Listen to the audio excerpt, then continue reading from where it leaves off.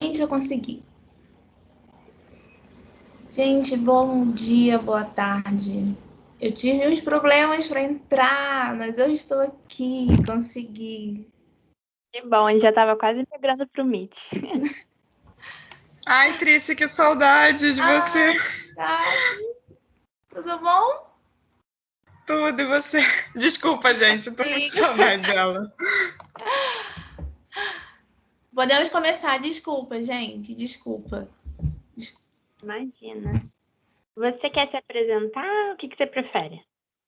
Posso me apresentar? Eu posso só pegar o fone? Vocês estão me escutando bem? Sim. Sim? Então tá, então eu vou fazer sem fone. Tá bom. Tá Qualquer bom? coisa me chama, que eu tô aqui. Tá ótimo, obrigada. Gente, boa tarde. Primeiramente, desculpa pela enrolação. Eu tive problema para acessar o link da reunião, mas já está tudo certo. Não sei se todo mundo me escuta bem. Para quem já me conhece, vejo umas carinhas já, uns nomezinhos já conhecidos. É um prazer revê-lo, Nath, Nathalie, saudade enorme de você. Tem a Mari, Karina, gente, saudade de todos vocês. Matheus. Ó, mas vamos falar de coisas sérias. Hoje a gente, primeiro agradecer, né, o convite da Liga para fazer, para a gente conversar e ter essa reunião nessa tarde de sábado. E a minha proposta é fazer um bate-papo. Não gostaria de nada muito formal, fiz uma apresentação bem objetiva, bem tranquila para todo mundo entender, para quem está começando agora, para quem já está terminando, como as meninas. Então, vocês, por favor, fiquem à vontade. O momento que vocês quiserem abrir o microfone, falar, colocar no chat, é sempre muito bom a interação de vocês, tá? E o que eu trouxe de proposta hoje para a gente discutir é um pouco do que eu estou trabalhando hoje em dia. E eu acho que eu posso começar me apresentando já quebrando a fake news, que eu não sou biomédica, eu sou bióloga. Para quem não conhece, meu nome é Triciana, né? Não tive aula, muito prazer de ter aula com todos vocês ainda. É a fake news do momento, eu não sou biomédica, eu sou bióloga, tá? Eu sou formada na UF, tenho mestrado e doutorado em imunologia pela UFRJ e já fiz de um pouco de tudo nessa vida. Para quem já teve aula comigo, acho que sabe que eu acho tudo super mega interessante, né? Então, acho que isso me levou um pouco a minha formação acadêmica de tentar cada vez mais conhecimento, cada vez descobrir coisas novas, e isso para mim sempre foi muito importante. Então eu sempre falo para todo mundo que passa por mim, que a gente tem essa oportunidade de discutir, que é aproveitem o máximo. A gente nunca sabe o dia de amanhã. Eu já me peguei mudando de área algumas vezes, e eu acho que vocês devem aproveitar o máximo de tudo. Sim, a vida é muito dinâmica, a gente muda de opinião, os caminhos, a vida nos leva para caminhos diferentes, então, por favor, aproveitem tudo, tá? Por que eu falei que é o que eu estou atualmente trabalhando? Quando eu recebi o convite da Liga, fiquei muito feliz, mas a primeira resposta foi: peraí, eu vou falar com o Wallace para ver sobre o que eu vou falar. Porque atualmente eu estou trabalhando em pelo menos 3 projetos diferentes. Então, eu trabalho no Hemorrio, que é o que a gente escolheu para falar aqui. Eu coordeno uma plataforma tecnológica na UFRJ de citometria de fluxo, é um trabalho um pouco mais técnico, mas super importante. E dentro dessa plataforma tecnológica de citometria de fluxo, eu ainda estou coordenando alguns projetos, inclusive um, obviamente, com Covid, né? Infelizmente, a gente não tem como fugir, tá? Então, o que eu vou falar hoje é da minha parte no Hemorrio, que junta os dois amores da minha vida, que é a imunologia e a hematologia, e eu vou mostrar um pouquinho hoje do como é a nossa rotina, do que eu trabalho, né, na imunohematologia, e tentar desmitificar um pouco essa questão de transfusão sanguínea, que todo mundo fala, é só ABO e RH. Então, o que eu quero trazer para vocês hoje é que dentro da imunohematologia ainda existe 1 milhão de outros percalços que fazem com que a transfusão sanguínea não seja algo tão simples e tão trivial assim, tá? Mari, também tô morrendo de saudade de você, demais da conta, de todos vocês. Eu vou agora compartilhar a minha apresentação com vocês. E volto a falar, qualquer momento que vocês quiserem, podem interromper, pode falar, ligar o microfone, vocês podem ficar à vontade, tá?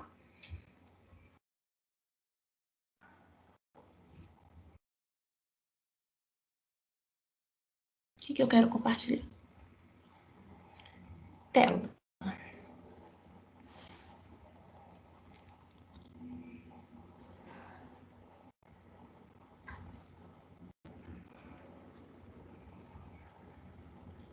Bom, meu computador está rodando uma bolinha, não está respondendo.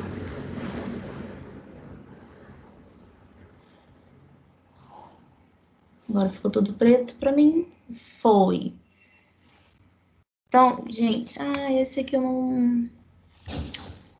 não consigo. Deixa eu salvar essa merda. Eu não consigo ver vocês. Não tem uma janelinha. Mas, tá aqui. Mas, enfim. No momento que vocês quiserem, pode e devem abrir o microfone, falar no chat, eu vou tentar ver a demanda de vocês, tá?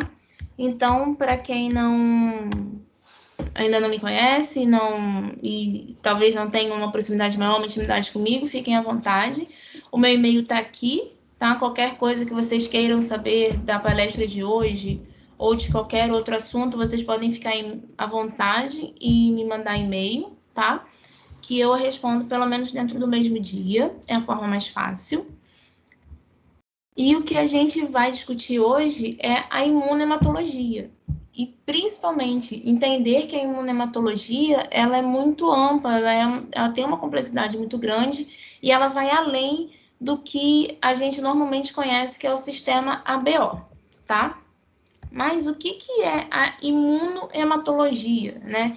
Bom, como eu já falei, a imunohematologia reúne 2 amores da minha vida. Eu sou formada e mestrado e doutorado em imuno, e dentro do meu mestrado e do meu doutorado, eu trabalhei com hematologia, né? Então, não nos moldes que eu vou mostrar aqui, obviamente, eu fiz uma tese voltada em como o sistema imunológico ele consegue controlar o sistema hematológico e vice-versa, como que acontece essa conversa entre esses 2 sistemas que ao mesmo tempo são tão independentes e interligados, né?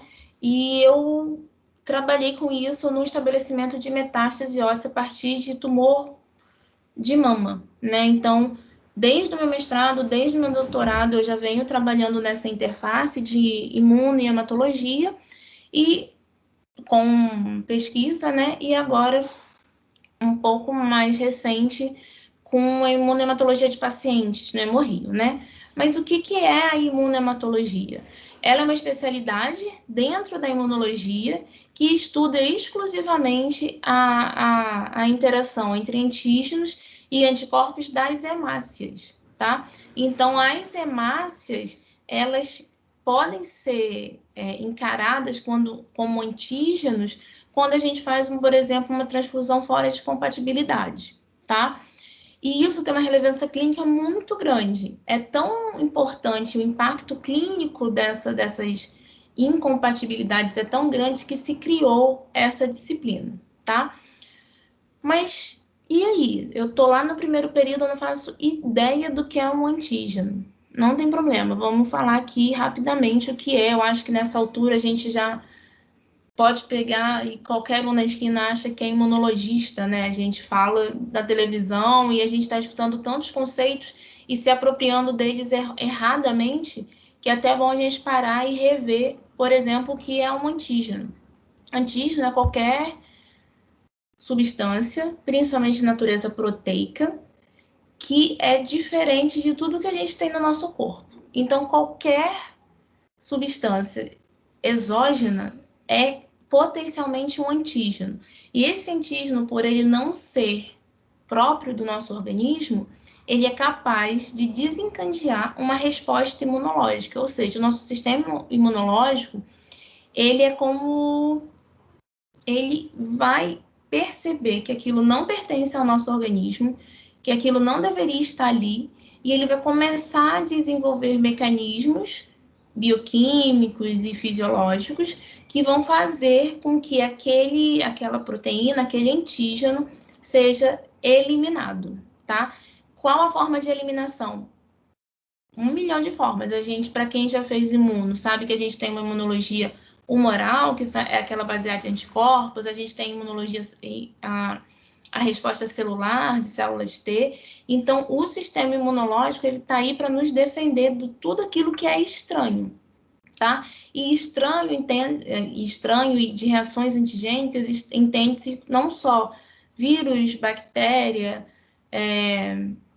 nematóides, não só esses agentes patogênicos, mas muitas das vezes algo que não é patogênico também é encarado como um antígeno, como os alérgenos, né? Ele não é patogênico, mas ele é externo, ele é exógeno, ele não é reconhecido por a gente como algo self, algo próprio.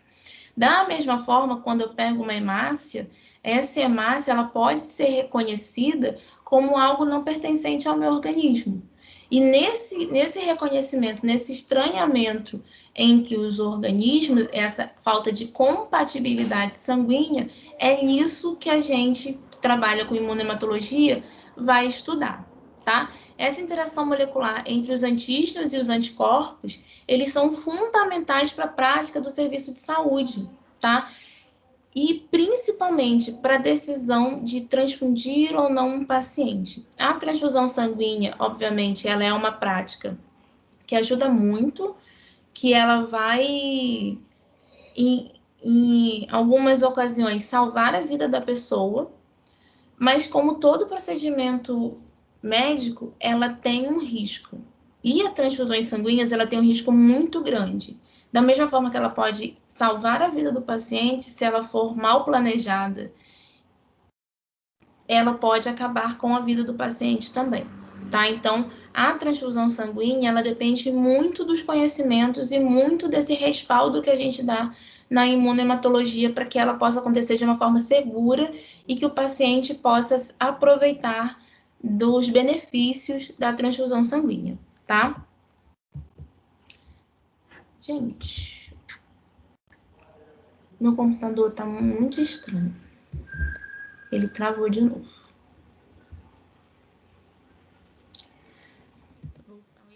Um monte. Então, como eu já falei para vocês, os antígenos, eles são encarados pelo nosso sistema imunológico como algo exógeno, algo que não é nosso e que o nosso organismo, ele precisa se livrar disso, tá? Porque é potencialmente um risco, tá? Então, o nosso sistema imunológico cria uma resposta contra a bactéria, sim, porque ela... ou contra o vírus, como a gente está vendo agora da Covid, porque ele é um elemento exógeno, ele é algo que não é próprio do nosso organismo. Mas isso não serve só para os patógenos, serve, por exemplo, para uma hemácia. Se eu tenho um paciente que está precisando de uma transfusão sanguínea e eu dou uma hemácia que não é compatível, e a gente já vai entender essa questão de compatibilidade, isso causa um prejuízo muito grande ao paciente. Uma hemácia, uma célula dessa, ela tem vários antígenos, que eu representei aqui por vários triângulos de cores diferentes, tá? Esses antígenos são essenciais para a gente pensar nessa questão de compatibilidade, tá? A compatibilidade de sangue, principalmente no que a gente diz de hemácia, ela é super importante e ela é pensada em cima de todos esses antígenos. Então, antes de eu ter uma transfusão de sangue bem sucedida, eu preciso ter noção de quais são os antígenos, de como é a cara dessa hemácia, tanto do paciente quanto do doador. Quando eu consigo fazer esse estudo, quando eu consigo ter noção da expressão desses antígenos nas hemácias, tanto de receptor quanto de doador, a chance de sucesso que eu tenho num transplante é muito grande, tá? Então, é quase 100% de aproveitamento, tá? Mas, por outro lado, se eu não consigo ter essa noção e essa compatibilidade, o desenvolvimento de anticorpos, né, que é um dos principais mecanismos de rejeição de sangue que a gente tem, é de uma forma tão brutal, é de uma forma tão exacerbada que acaba causando prejuízo e trazendo um malefício a mais do que o problema de base desse paciente, tá? Então, tudo começa com uma doação de sangue. Não sei quem já foi lá doar sangue, não só no Hemorrio, né? Mas existem outros bancos sanguíneos particulares, bancos sanguíneos de hospitais municipais e estaduais. E tudo começa no procedimento de doação de sangue, tá? Para quem nunca doou, eu sugiro que tentem pelo menos uma vez, é super importante esse processo, tá? Então, o doador vai lá, ele passa por uma entrevista e por uma seleção para ver se ele pode realmente, se ele está apto a ser um doador de sangue. Ele passando por essa etapa, ele vai, a médica, né, o hemoterapeuta vai determinar o volume adequado que ele pode doar e esse sangue, ele vai ser fracionado, tá? Hoje em dia, muito antigamente, fazia-se a transfusão de sangue total, mas isso dava muito problema mesmo, era super prejudicial. E hoje em dia, o que a gente faz é o fracionamento desse sangue, tá? Então, a partir do momento que o seu sangue vai para aquela bolsinha, ele passa por diversos laboratórios. O primeiro dele é o de fracionamento, onde a gente consegue separar os principais componentes sanguíneos, né? O concentrado de hemácias, as plaquetas e o plasma, tá? Eu não vou entrar em detalhes com isso hoje, porque o nosso objetivo de hoje é olhar com mais atenção para o concentrado de hemácias, tá? Que é uma das principais causas de problemas de incompatibilidade transfusional, tá? Então, depois que passa por isso tudo, a gente pega o concentrado de hemácias, obviamente, vão passar por outros testes, né? Esse sangue que é doado, ele é passado por uma triagem rigorosa de detecção de doenças crônicas, doenças HIV, hepatite, é pesquisado tanto no plasma do paciente, se ele tem algum anticorpo contra esses antígenos, ou por biologia molecular, tá? Então, eles passam ainda por outras triagens para poder liberar. E aí, depois que eu tenho a etapa do fracionamento e esses testes sorológicos, eu passo também pelos testes de identificação imunohematológica, tá? Esses testes são eles que vão definir qual é os antígenos, quais são os fenótipos que estão restritos e ligados com aquela hemácia que você doou, tá? Que é o que a gente vai falar aqui um pouquinho mais. E logo depois que passa por esses testes, ele vai passar por um armazenamento e depois ele já está pronto para transfusão, tá? Então, todo mundo sabe, a gente sempre escuta falar na televisão e a gente sabe desde pequeno qual é o nosso grupo, qual é o nosso tipo sanguíneo. Ah, eu sou A positivo, eu sou A negativo. Ah, todo mundo fala, eu sou A negativo, eu dou para todo mundo. Ah, eu sou AB positivo, eu recebo de todo mundo. Então, assim, a gente escuta muito falar disso, desses grupos sanguíneos.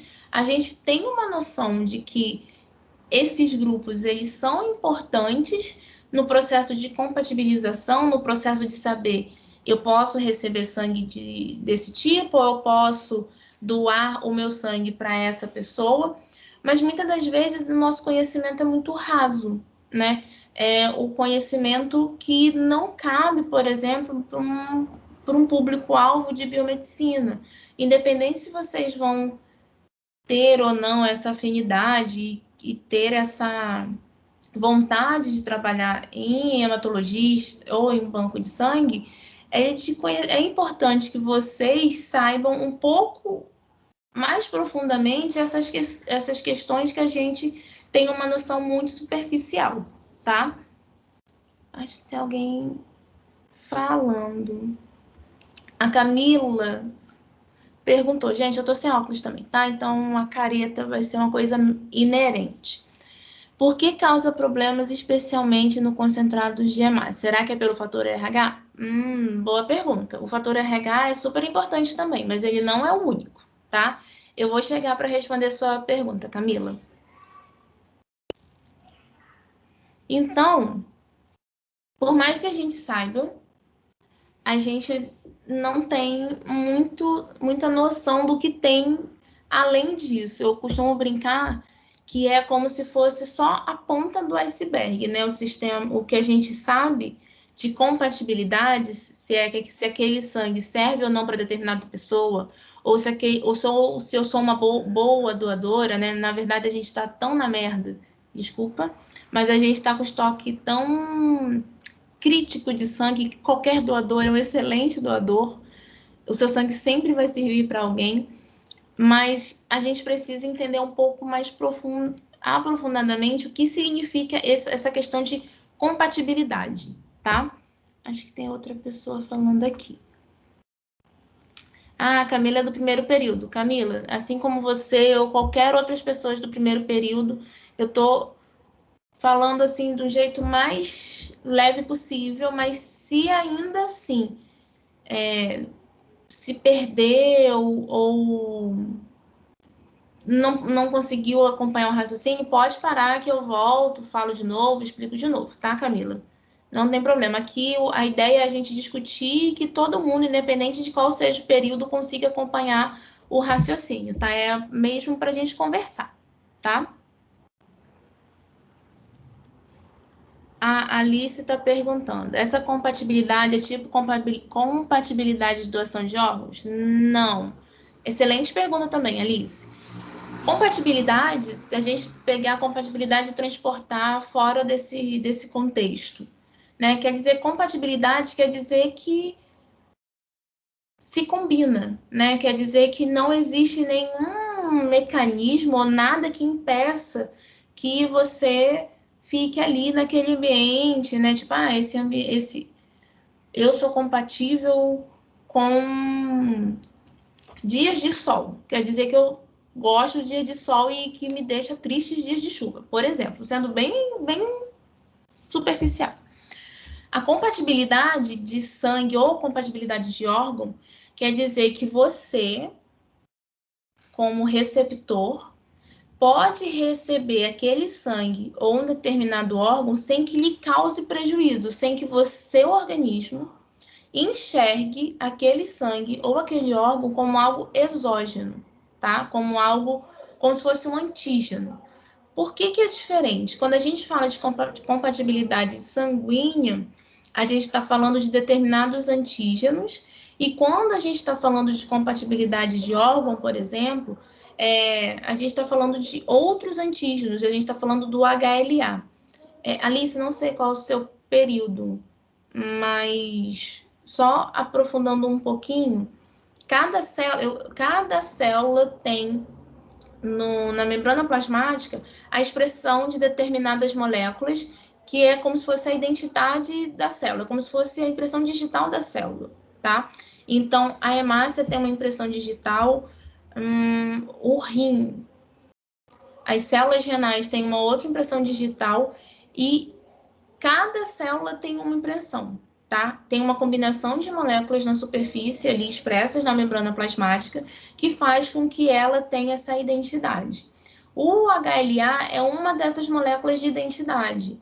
Então, o HLA é a compatibilidade das moléculas que a gente busca para o transplante de órgãos sólidos, por exemplo, tá?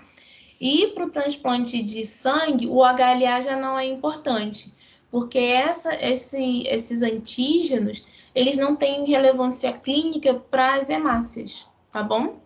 A gente precisa ter compatibilidade sanguínea, assim, acho que, se eu não me engano, por exemplo, para transplante renal, a gente precisa tanto de compatibilidade das moléculas de HLA, quanto para compatibilidade do sistema BO, que é o das hemácias, tá? Alguns transplantes precisam das duas compatibilidades, outros só compatibilidade HLA é o suficiente, tá? Então, a Alice está perguntando se a compatibilidade é feita sempre antes da transfusão. Sim, obrigatoriamente. A pessoa vai tomar sangue, tem que tomar. Tem que fazer esse teste de compatibilidade. Porque a gente não pode partir do princípio que vai ser compatível, que tá tudo certo, e chega lá na hora, a pessoa tá no meio da transfusão e morre. Que é isso que poderia acontecer. Então, toda vez que vai ser feito, uma pessoa vai receber um concentrado de hemácia, antes é coletada uma amostra dessa pessoa e é feito alguns testes para ver se ela realmente pode receber aquele tipo de sangue, tá? Então, já chegamos nos hemocomponentes, que hoje, exclusivamente hoje, eu vou falar mais do concentrado de hemácias e vou deixar todos os outros lá para a disciplina de banco de sangue, que vocês vão ver comigo. Essa transfusão, como eu já falei lá no primeiro slide, a transfusão sanguínea, ela é extremamente importante, ela salva vidas, ela é essencial não só para salvar, mas como para manutenção. Ai, gente, tô dormente. Como para manutenção das pessoas que têm uma doença hematológica, tá? Mais para frente eu vou falar um pouco dos falcêmicos que só se mantêm vivos por conta das transfusões sanguíneas, tá? E pacientes também que são submetidos a procedimentos que são invasivos, como as cirurgias. Durante a cirurgia, invariavelmente há perda sanguínea, alguns sangram mais, outros menos, mas isso acaba levando a pessoa a um choque, se ela não tiver um aporte de reposição sanguínea, tá? Então, a transfusão sanguínea, principalmente do concentrado de hemácias, ela é muito difundida na clínica, muito mesmo. Não só para os pacientes que têm uma doença hematológica de base, mas qualquer cirurgia que seja de médio a grande porte, ela só é realizada caso haja disponível algum estoque mínimo para aquela pessoa tomar de um concentrado de hemácia, caso ela tenha um sangramento exagerado, tá? Mas, se a transfusão sanguínea ela tem todos esses benefícios que a gente já sabe, a gente já trabalha há muitos anos em cima desses benefícios, eles só podem ser realmente benefícios se a gente conseguir evitar todas as complicações que poderiam advir de uma transfusão sanguínea errada, tá? Essa transfusão sanguínea que não tem compatibilidade, ela literalmente mata a pessoa. Ela é muito séria, ela é muito grave. Então, esse processo de compatibilização do sangue, ele é primordial para o primeiro passo para um aproveitamento de uma transfusão sanguínea, tá? E quando a gente fala de compatibilidade sanguínea, a primeira coisa que vem na nossa cabeça é o sistema ABO, que na verdade não é ABO, é AB0, mas tudo bem. Depois a gente discute isso. Mas, de uma forma geral, as pessoas falam ABO, que é o que é mais difundido, é o que a gente mais conhece, é o que a televisão fala toda hora, é aquele que a gente sabe desde pequenininho, é aquele que tem na identificação, né, de bombeiros, policiais. Então, para vocês terem noção de como é importante, né, essas pessoas, os profissionais que têm um risco de vida eminente, assim, eles têm sempre no crachazinho, tem um nome e do lado tem ali o grupo sanguíneo deles, tá? Então, o sistema BO foi primeiro descrito por Landestein em 1900, que ele primeiro descreveu como 3 grupos, A, B e C, e logo depois a gente renomeou para grupo 0, tá? E é o mais importante e mais conhecido dos grupos do sistema sanguíneo. Eles são expressos desde a 5ª a 6ª semana de vida intrauterina e vai acompanhar o indivíduo por toda a vida, tá? Qual é a jogada do sistema ABO? Por que ele é tão importante, tão relevante clinicamente quando a gente vai pensar numa transfusão sanguínea? Lembra lá que eu falei que o nosso organismo, ele reconhece proteínas exógenas como estranhas e que podem causar um potencial risco para a gente, e ele desencadeiam a ativação do sistema imunológico para proteger o nosso organismo contra esse potencial dano, tá? E isso é sempre que a gente entra em contato com algum antígeno, com alguma coisa estranha, com qualquer coisa que não seja do nosso organismo. Mas, no caso do sistema ABO, a gente tem uma particularidade. A gente não precisa entrar em contato com um grupo sanguíneo diferente para a gente ter os anticorpos circulando no nosso organismo, tá? Ou seja, os anticorpos que vão reconhecer e vão eliminar qualquer hemácia que não seja compatível com a gente, eles já estão presentes no nosso organismo, independente do nosso contato prévio ou não. Isso é muito doido mesmo, eu sei disso, tá? Mas esses anticorpos são os anticorpos que a gente fala de anticorpos naturais, tá?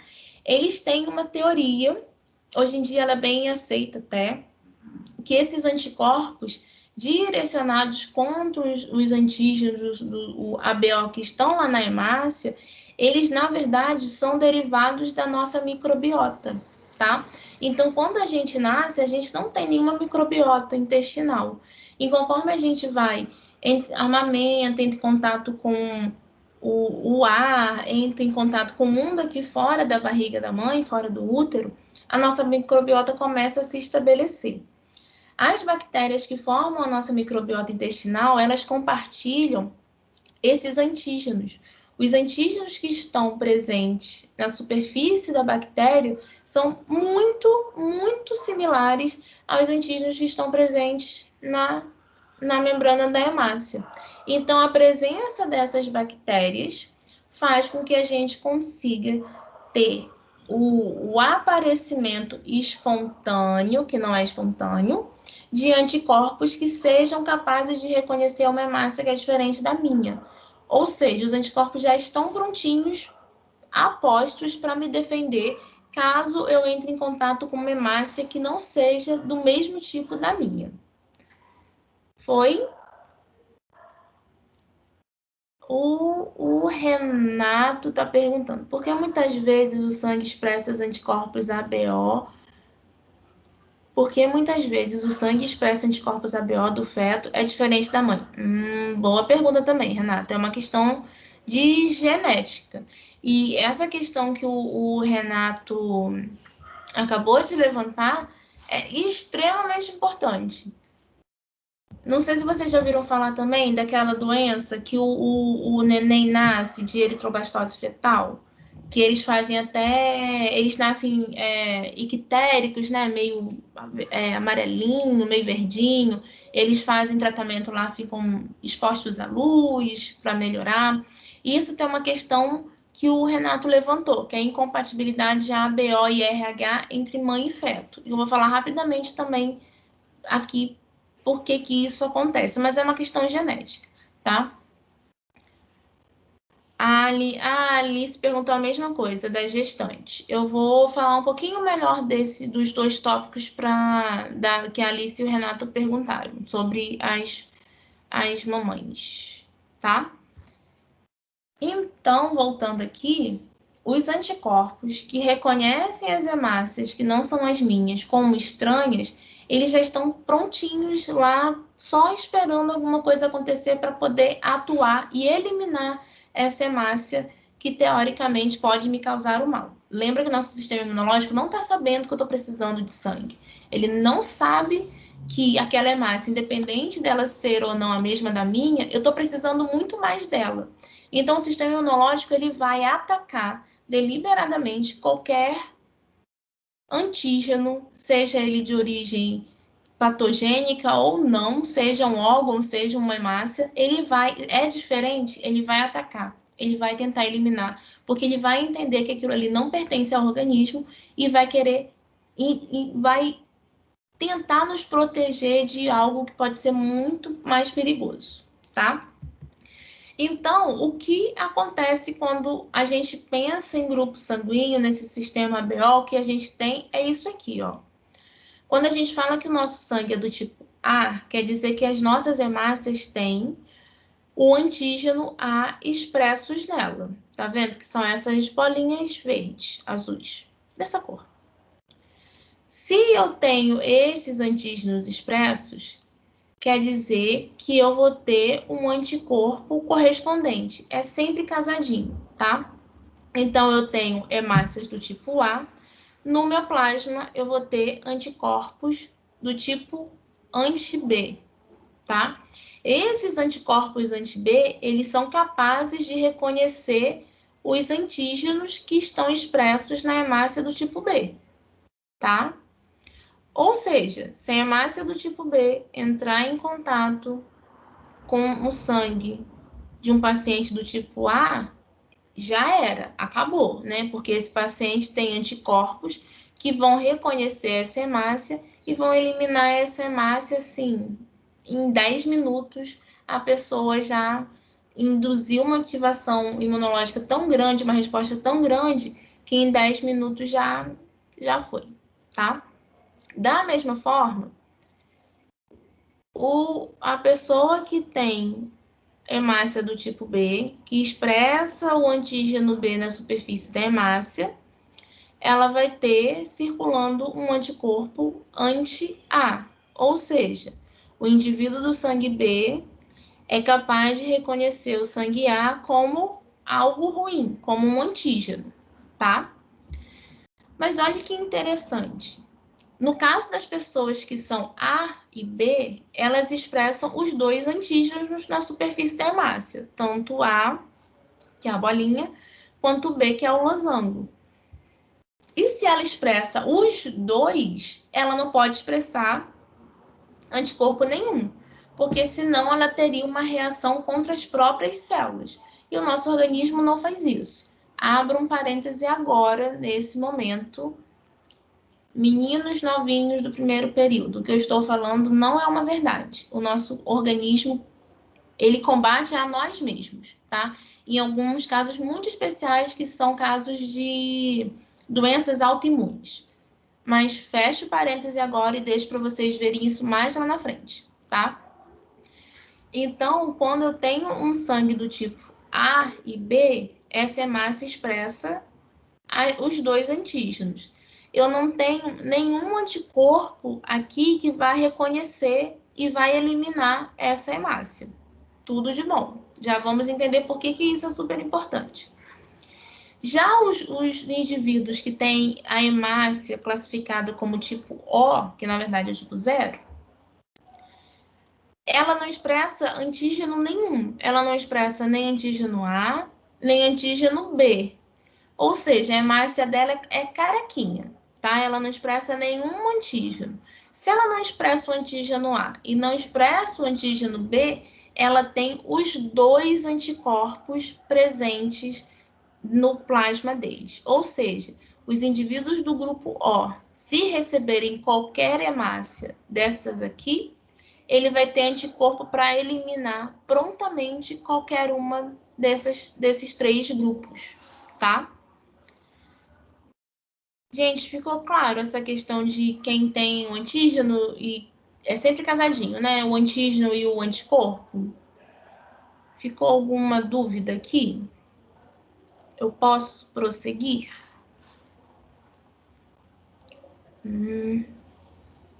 Ai, gente. Foi? Todo mundo conseguiu? O tipo O tá sempre lascado, Mari. O tipo O é aquele trouxa na vida, né? Tipo eu na vida. Aquele que ajuda todo mundo, faz tudo para todo mundo, mas na hora tá lascado, né? Então, o tipo O é exatamente isso. O O ajuda todo mundo, mas na hora de ser ajudado, coitado, ele não consegue receber ajuda de ninguém, tá? É a vida. Então, lembra sempre que no sistema BO eu tenho esse conjuntinho. Se eu expresso antígeno de um, eu expresso o anticorpo do outro. É sempre combinado, naturalmente combinadinho, tá? E o outro fator que a gente tem de identidade de hemácia, de antígenos que são expressos na hemácia e que todo mundo também fala e muitas das vezes não sabe o que é o fator RH. Ah, eu nunca ouvi falar de fator RH na minha vida. Quando a gente fala assim, A positivo ou A negativo, o positivo e o negativo, eles estão relacionados ao RH. Então, na verdade, você sempre soube o que é o RH, só você não sabia que estava falando dele, tá? O RH, ele é um pouco mais simples. O fator RH também é uma glicoproteína, na verdade, que está expressa na membrana das hemácias, tá? E, ao contrário do sistema ABO, que a gente tem as combinações, antígeno-anticorpo, e eu posso ter a combinação dos dois, eu posso ter um ou outro, o sistema RH é muito simples, tem ou não tem. Quem é positivo, o positivo quer dizer que ele expressa, como está aqui, ó, quer dizer que ele expressa, o RH, ele expressa essa glicoproteína na superfície das hemácias. Quando a gente tem a denominação do negativo, quer dizer que ele não expressa, tá? Ou seja, o O negativo, por exemplo, ele não expressa nem o A, nem o B, nem o RH. Quando eu falo assim, por exemplo, o meu sangue é A positivo, quer dizer que eu expresso esses antígenos A na hemácia, eu tenho um anticorpo anti-B no meu plasma e eu também expresso na minha hemácia o fator RH, porque eu sou A positivo, tá? Dentro do sistema que existem nas hemácias, o sistema RH é o mais complexo e o de maior importância clínica, tá? O sistema RH, ele tem essa importância clínica porque ele é capaz de desencadear uma resposta imunológica muito forte mesmo, e ela é muito prejudicial, tá? E ao contrário do que a gente viu para os anticorpos que são naturais contra o sistema BO, os anticorpos do sistema RH, eles funcionam como qualquer outro anticorpo. A gente só produz anticorpo a partir do momento que a gente entra em contato com o antígeno, né? Ou seja, eu só vou produzir anticorpos que vão reconhecer o sistema RH se eu entrar em contato antes com essas proteínas, com essas glicoproteínas, tá? Eles não são anticorpos naturais, são anticorpos que a gente chama de regulares. São anticorpos que são desenvolvidos a partir do meu primeiro contato, tá? E o principal problema do RH que a gente vê e que tanto o Renato quanto a Alice, eles fizeram e levantaram uma pergunta muito importante, é com relação a essa incompatibilidade materno-fetal, tá? Que é a doença que a gente chama de eritroblastose fetal. O que acontece? Tem a mulher e o homem se casaram lá e decidiram ter um filho. Essa mulher, ela é RH negativa, ou seja, ela não expressa as glicoproteínas do sistema RH na membrana do eritrócito lá. E o esposo dela é RH positivo. E aí eles tiveram um primeiro neném que era RH positivo também. E a gente sabe que tem uma quimera, um quimerismo, né? A gente tem células do neném circulando na mãe e vice-versa, tá? Isso também eu deixo mais para frente para vocês novinhos. E o que acontece é que quando, principalmente no parto, mas não somente, quando há contato do sangue do neném com o corpo da mãe, com o sangue da mãe, essa mãe vai reconhecer as proteínas RH da hemácia do filho como algo estranho, como algo exógeno. Tipo assim, essa proteína não é do meu corpo, não me pertence. Se ela não me pertence, ela pode me causar um risco. O sistema imunológico é ativado, tá? Quando ele é ativado, um dos mecanismos de defesa é a produção de anticorpos. E esses anticorpos vão ficar ali quietinho no corpo da mãe. Num segundo filho, essa mãe, a gente fala que ela já foi sensibilizada, ou seja, ela já tem uma memória imunológica, do tipo assim, pô, eu sei que essa proteína RH, ela não me pertence. Eu tenho anticorpos aqui para eu lutar contra elas. Se eu encontrar essa proteína RH novamente, meus anticorpos vão sair por aí enlouquecidos e me defender, e muito bem defendido, dessa proteína do mal. É isso que o organismo fala. Então, numa segunda gravidez, quando ela tem também um neném RH positivo, aí o estrago está feito. Os anticorpos que ela adquiriu na primeira gravidez vão reconhecer o neném, o feto em desenvolvimento, como um corpo estranho, e esses anticorpos vão começar a atacar o sistema RH do neném. Quando ele ataca o sistema RH do neném no mecanismo de defesa, ele elimina todas as hemácias que estão em desenvolvimento no feto. Sem hemácia, não tem vida, não tem transporte de oxigênio. Enfim, o feto morre e essa mãe tem um aborto espontâneo por incompatibilidade RH, tá? Por isso que quando durante o pré-natal, né, quando os médicos detectam que tem essa incompatibilidade RH entre mãe e feto, logo no final da gravidez, eles começam com um tratamento com uma vacina, que não é vacina, né? As pessoas chamam errado, que é o Rogan, se eu não me engano, o nome do remédio é o Rogan, que é o inibidor que faz com que esses anticorpos não se desenvolvam. Então, se ela tiver um segundo neném, na próxima gestação, o neném sendo RH positivo, ele não corre o risco de ser abortado por esse mecanismo, tá? Renato e Alice especificamente. É aborto espontâneo, isso aí, Mari, aborto espontâneo, né? Não é induzido e é uma questão totalmente fisiológica, o nosso corpo nos defendendo. Renato e Alice. Respondi a pergunta de vocês ficaram com alguma dúvida? Não só a Renata e a Alice, mas quem quiser perguntar é porque eles já tinham falado anteriormente. Foi? Oi, professora, boa tarde. Oi, boa tarde. Oi. Então, eu ainda não tive matéria de imuno, então vou fazer uma pergunta, eu não sei se, enfim.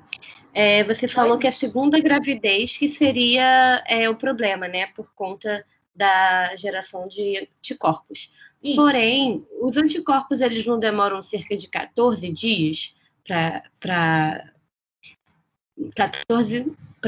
serem feitos? De 1 a 7 dias para entrar a imunidade adaptativa. Então, por que não atinge o primeiro bebê ainda? Então, você está falando isso com a da Covid, do teste, né? Depois de não sei quantos dias, você vai lá e faz o teste e detecta o negócio da Covid. Então, o sistema... Tudo bem, você não teve imunologia ainda, mas o seu raciocínio está certíssimo. Por que o primeiro neném ele não é atingido? Por que o primeiro neném não sofre? A verdade verdadeira é que existe sim uma resposta nessa primeira gestação. Só que ela é uma resposta de baixa intensidade. Por quê? A quantidade de antígeno que está ali na barreira... Deixa eu voltar, que você é novinho. Tem uma barreira hematoplacentária que protege a mãe e protege o neném, tá? Então, esse primeiro feto, ele vai ficar ali meio que protegidinho. Não é uma proteção 100%, porque tem um quimerismo. A gente consegue detectar algumas células do feto na mãe e da mãe no feto. Tanto que agora, hoje em dia, tem como fazer o teste, a sexagem fetal, só pelo sangue, né, da mãe. Se tiver o Y lá, sabe que o neném é menino. Então, a gente tem um quimerismo, assim, pouco, mas tem. Mas o contato maior do sangue do neném com a mãe é no momento do nascimento, quando corta ali o cordão umbilical e os sangues se misturam, né? Ou durante o parto normal, enfim. Existe uma reação que é muito leve, é muito branda nesse primeiro filho, tá?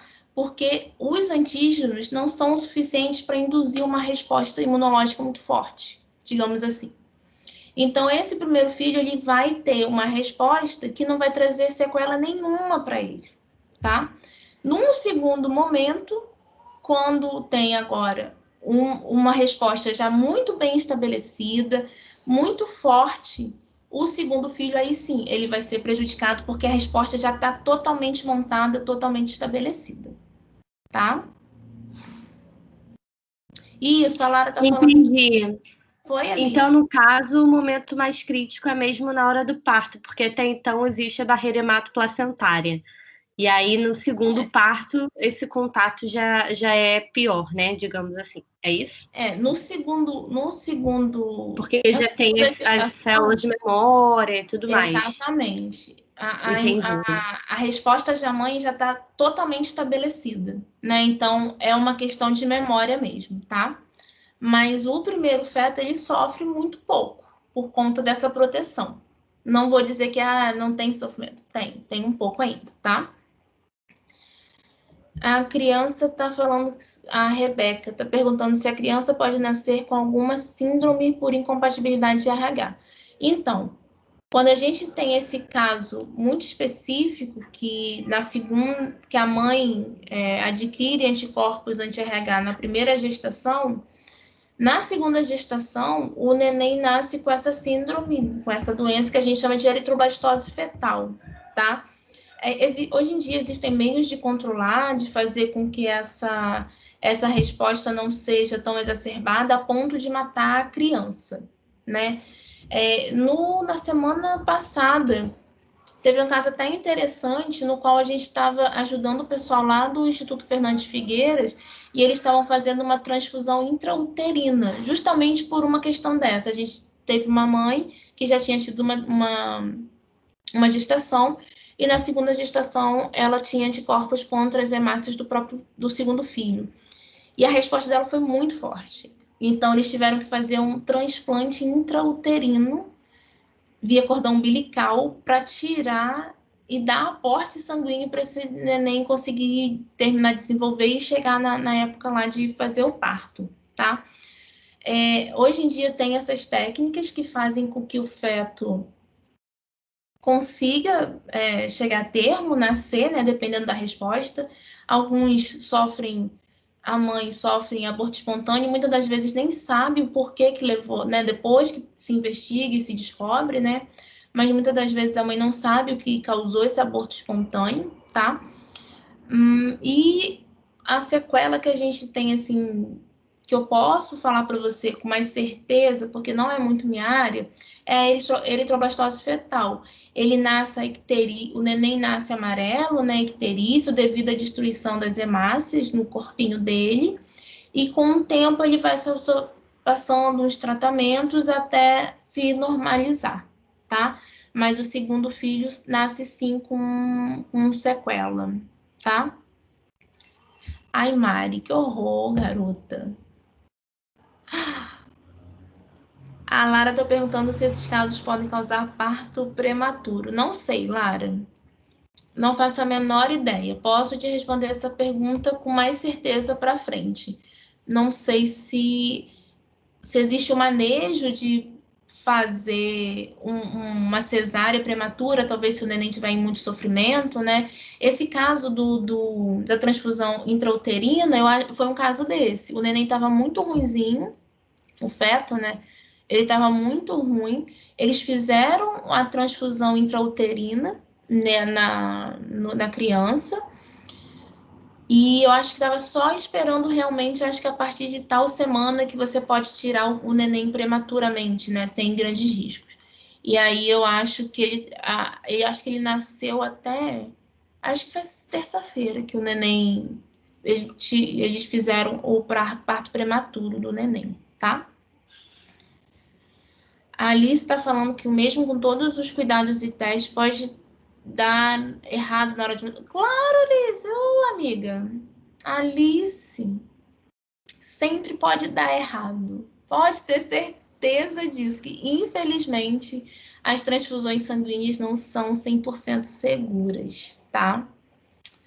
A Rebeca está perguntando, a síndrome EEC tem alguma correlação clínica com o sangue do embrião mais forte? Não entendi nada, Rebeca. Como assim, o sangue do embrião mais forte do que o da mãe? Não entendi sua pergunta. Se você puder me explicar melhor, por favor. A Mari está perguntando se a mulher for RH positivo e o pai também, é certo de não ter problema. Sim, sim. Esse problema de eritrobastose fetal só acontece com mulheres RH negativa, né? Se a mãe for negativa e o pai for negativo, sem problema nenhum. Impossível ter uma criança com RH positivo. Mas se a mãe for positiva, o pai pode ser positivo, pode ser negativo, não vai ter problema nenhum. É sempre a mãe negativa que tem a possibilidade de desenvolver um problema desses, tá? Da eritrobastose fetal. E, Rebeca, depois você me explica melhor a sua pergunta, que eu não entendi muito bem, tá? Alice, eu vou deixar para você descobrir quais são as intercorrências mais comuns na transfusão lá para frente. Eu dou uma aula de 3 horas, mais ou menos, só sobre transfusão, reações transfusionais.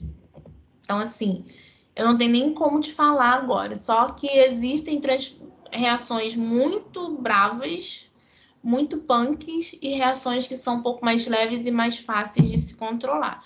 Mas sim, a gente tem, o Ministério da Saúde tem uma cartilha só de reações transfusionais, tá? Infelizmente. Ectrodactyla. Mas te espero lá na aula, isso aí, te espero lá na aula. Relação ligada à incompatibilidade de RH. Não, eu acho que não. Até onde eu sei, não. Tá? Ô, Rebeca, pode ser que tenha, e eu não tenha conhecimento que a incompatibilidade de RH entre mãe e filho tenha correlação com essa síndrome, mas até esse momento, assim, até onde eu sei, não tem, tá? Não sei se tem alguma coisa nova por aí. Ectrodactilia, não faço a menor ideia, mas eu acho que não, tá? Não vou te responder com certeza. Gente, vou voltar aqui, tá? Então, ai, ficou... Então, juntando tudo isso que a gente falou, que eu já falei pra caramba, eu acho que até... Meninos da liga, já passou meu tempo? Eu posso terminar? O que eu faço? Pode terminar sim, claro. Fica bom. Nossa, tá. Juro que eu vou tentar falar mais rápido. Então, de tudo isso que a gente falou, a gente sabe que, minimamente, para ser compatível, as nossas maiores preocupações entre transplante de sangue é que seja compatibilidade do sistema BO e do RH. O que sai essa tabelinha que muitas das vezes a gente fala, ai meu Deus, socorro, não estou entendendo nada. Mas é muito simples. É só lembrar quem é que expressa o antígeno e qual é o anticorpo correspondente que está naquela pessoa, tá? Então, de uma forma geral, o RH positivo só vai doar para o RH positivo, tá? Se uma pessoa RH positiva entra em contato, uma pessoa RH negativa entra em contato com o sangue que tem o RH, ele já desenvolveu resposta, já desenvolveu anticorpo. Então, o RH positivo só doa para positivo, o RH negativo, ele não tem antígeno mesmo, então tá tudo certo. Ele pode doar tanto para o negativo quanto para o positivo. Para o sistema BO, a gente tem um pouco mais de cuidado, a gente tem que pensar um pouco mais.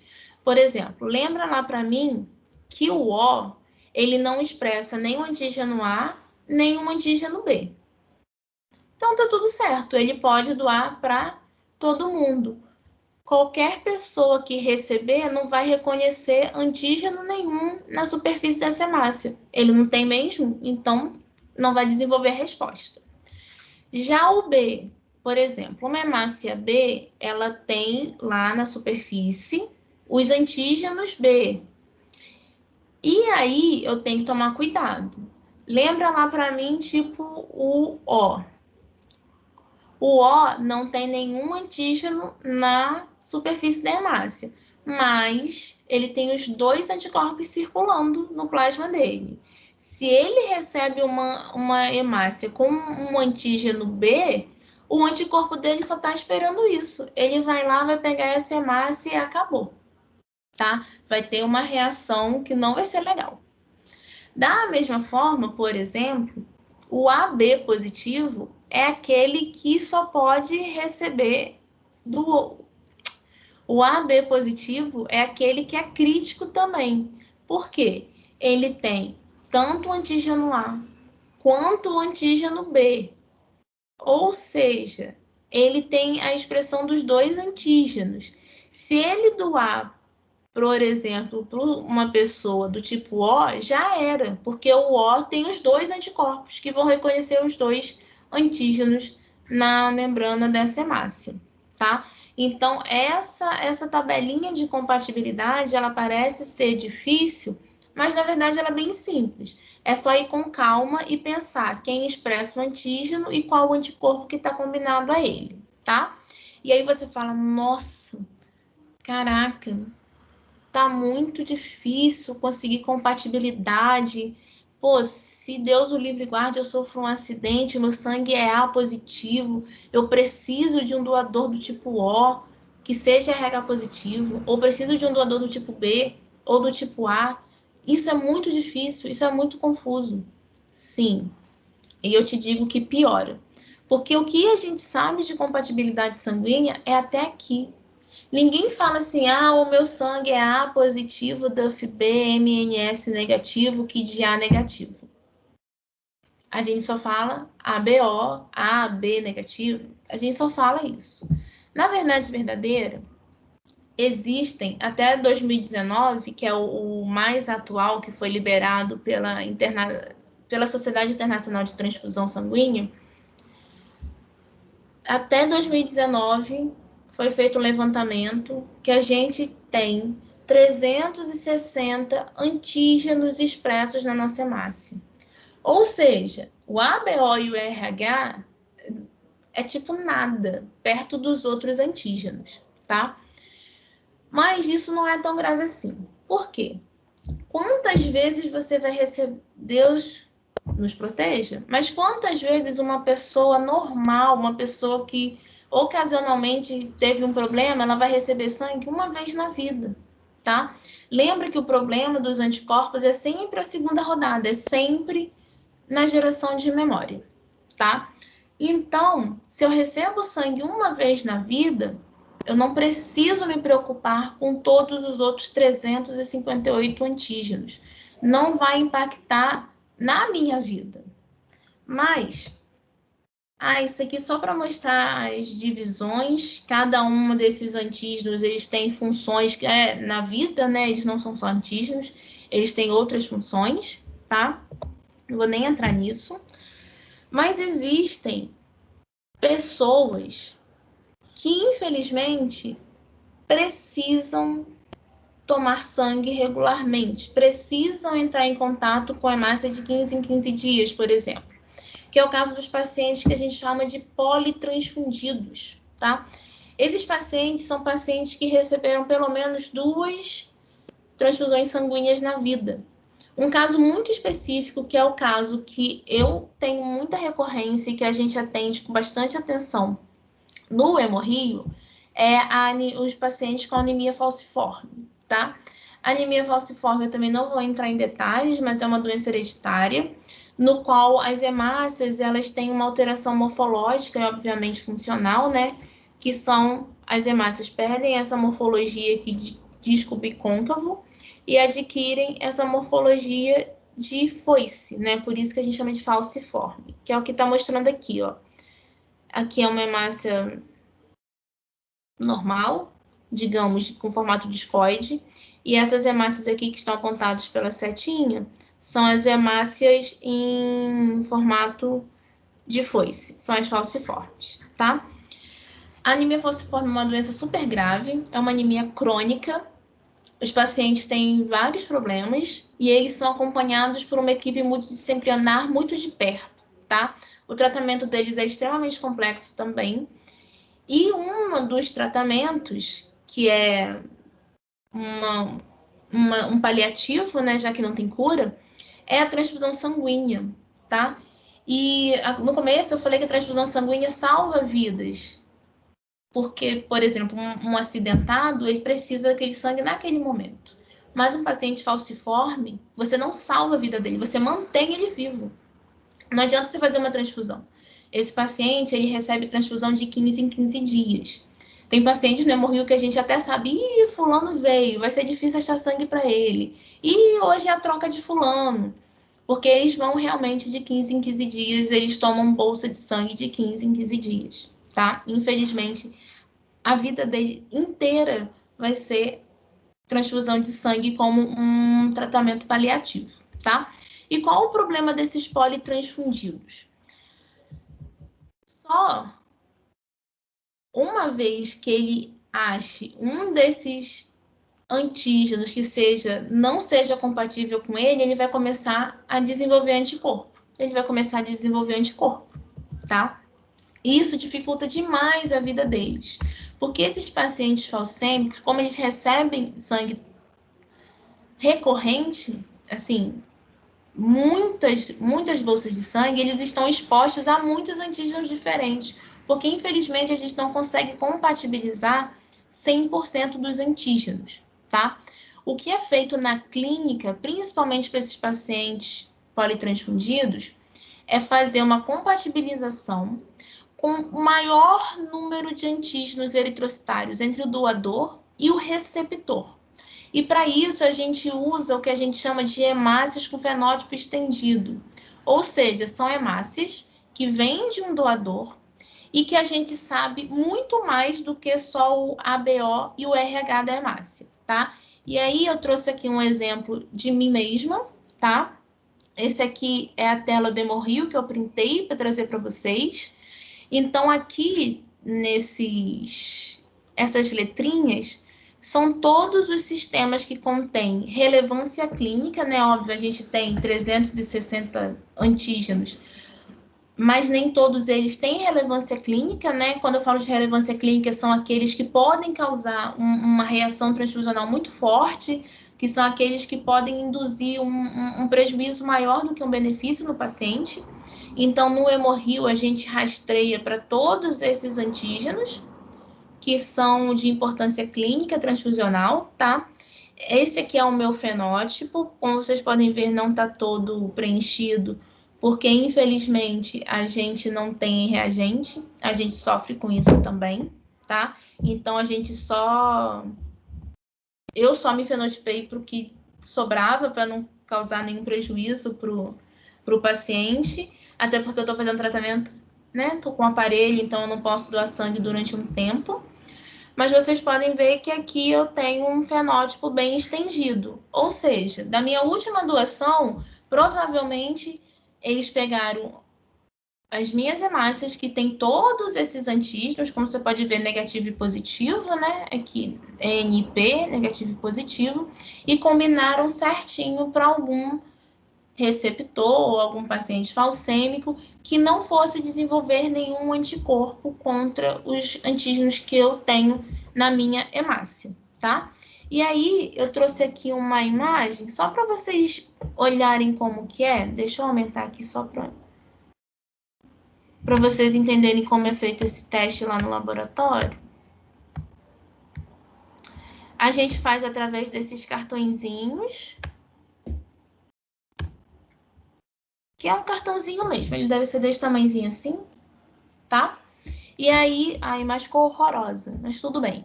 Esse cartãozinho, ele já tem um gel impregnado com os reagentes, e o que a gente faz é colocar a hemácia no cartão, esperar a reação, e aí a gente centrifuga para ver. A gente tem reações positivas e negativas. Deixa eu só ver se melhora a qualidade dessa imagem horrorosa que eu tirei. Quando o botãozinho de hemácia está aqui no fundo do tubinho, a gente considera a reação negativa, e quando está aqui em cima, ó, como é esse caso aqui, a gente considera que essa hemácia é positiva para esses antígenos que a gente identificou, tá? E quando a gente faz o uso desse sangue fenotipado, que a gente tenta combinar o maior número de antígenos possíveis, a gente diminui demais o desenvolvimento de anticorpos por esses pacientes, o que facilita muito, tá? Quanto mais anticorpos, mais restrito é o sangue que aquela pessoa pode tomar. Ou seja, a pessoa tem um caso de um paciente que a gente tem um paciente com 8 anticorpos, que é o terror da nossa vida. Coitado. E aí são 8 anticorpos, ou seja, eu preciso combinar de todos esses antígenos um doador que não expresse nenhum desses 8 antígenos. É muito difícil mesmo. Então, quando a gente faz essa combinação, a gente diminui a possibilidade do desenvolvimento de anticorpos, a gente reduz demais que haja uma reação transfusional nesses pacientes, o que é muito bom, porque eles já são bem debilitados, tá? Aumenta em muito o aproveitamento das hemácias, então se ele não tem nenhuma reação transfusional, todo o sangue que for transfundido para ele, o organismo dele vai conseguir aproveitar muito bem. E uma coisa que é super importante para a nossa vida, que tenta compatibilizar essas bolsas, a gente não restringe a possibilidade de doadores compatíveis. Um anticorpo, beleza, a gente consegue bolsa. 2 anticorpos, a gente já começa a ficar nervoso. 3, a gente já quer chorar. Esse paciente com 8 anticorpos, então, a gente já... É uma mobilização do hospital inteiro para conseguir sangue para ele, né? E, além disso, a gente está numa situação muito ruim, que é o estoque crítico. Então, esses pacientes já têm uma restrição super grande de receber qualquer tipo de sangue. E quando a gente recebe o sangue, a gente não tem o suficiente nem para testar, porque as doações estão muito baixas, muito baixas. Então, a gente atende não só o Hemorrio, os pacientes que são tratados ali, mas a gente atende o estado do Rio de Janeiro inteiro, né? Fora o suporte que às vezes a gente dá para outros estados. Então, assim, a gente tem sofrido bastante com essa baixa de doador, principalmente para esses pacientes que têm uma restrição tão grande de receber qualquer tipo de sangue, porque já desenvolveram anticorpos, tá? Gente, eu sei que eu falei demais da conta. Gente, desculpa. Meninos da Liga que me convidaram, me convidem de novo. Eu juro que eu vou controlar meu tempo melhor. Eu quero agradecer de novo o convite. Professora, é Alice, eu sou da diretoria da Liga. Você não passou do tempo, tá? A gente estipulou mesmo 1h30, mais ou menos. Fica tranquila. Tá, então tá bom. As perguntas, mas aí foi respondendo durante a palestra, então tá dentro do tempo. Então tá bom. Gente, deixa eu só ver se tem mais alguma coisa aqui que eu preciso falar para alguém responder. Só falando, gente, eu que agradeço vocês. Eu falo muito, para quem não teve aula comigo ainda, para quem já teve, não é nenhuma novidade, né? Eu falo muito. Eu tentei falar de uma forma bem... sem muitos termos técnicos, de uma forma um pouco mais leve, tentei falar um pouco mais brincando, porque eu sei que tem os períodos não estão nivelados, né? Tem o pessoal mais para frente, o pessoal que está novinho ainda, os babies chegando. Eu espero que vocês tenham gostado. Foi um prazer conversar com vocês. E o meu conselho continua sendo sempre: aproveitem o máximo, tá? Se vocês quiserem me convidar para eu falar das outras coisas que eu faço, eu estou aí também disponível. Eu faço muitas coisas, eu posso conversar de outras coisas, tá? Gente, obrigada mesmo. Professora, só para agradecer também, a Stephanie vai falar, porque ela que faz essa parte. Stephanie, Tá bom. cadê ela? Eu acho que, Stephanie? assim, a maior lição, além da... Tá me ouvindo? Tô ouvindo. Eu acho que a maior lição, além da experiência que você passa um pouco pra gente, né? É lembrar mesmo de doar sangue, porque com a Covid a gente teve nossa rotina interrompida, então às vezes a gente se esquece de fazer uma doação, por exemplo, que pode ajudar muitas pessoas, né? Sim. A gente só fala de Covid e acha que só o Covid tá aí, né? E não é. Então acho que é uma das maiores lições de hoje. Sim, eu reforço. Doar e fica a ideia para todo mundo. Eu reforço, Stephanie, a gente está passando muito, muito aperto mesmo, assim, o nosso banco de sangue, como eu falei, a gente atende o estado inteiro, às vezes outros estados. Esses pacientes mais complicados, eles fazem troca, que a gente fala, né, de transfusão a cada 15 dias. A gente está passando sangue de 45 dias, então, assim, a gente está passando um aperto, então, quem puder ir lá, doar, tirar um tempinho para ir lá, a gente agradece demais, porque as pessoas precisam, né?